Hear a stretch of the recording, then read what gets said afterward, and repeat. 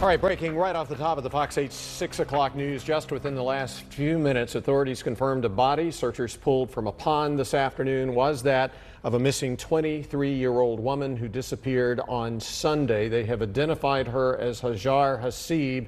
Is 24 years old. Good evening and welcome. I'm Neil McNeil. And I'm Katie Nordine. The woman's family says she was driving back from Raleigh but never returned home. Using cell phone technology, they were able to trace her last known location to S. Jim Minor Road and Graham Smith Drive.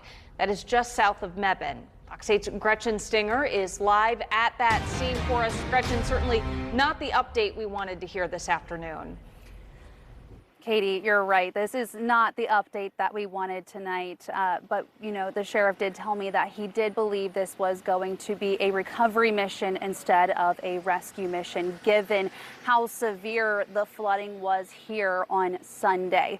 Now, according to the sheriff, Terry Johnson was coming back from Raleigh, and the sheriff's office was able to narrow down the search because of that 911 call. Now, the sheriff told me that when he heard that 911 call, it was very gut-wrenching, and he knew that teams needed to get out here.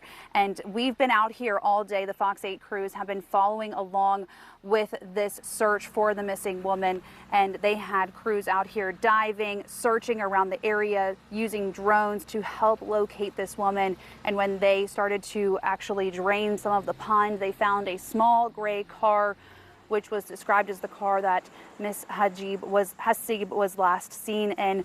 We now know that that was confirmed to be her car, and she was located here.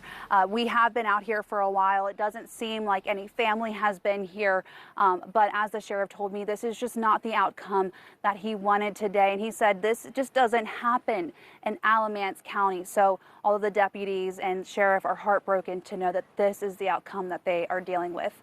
In Alamance County, Gretchen Stinger, Fox 8 News. We also know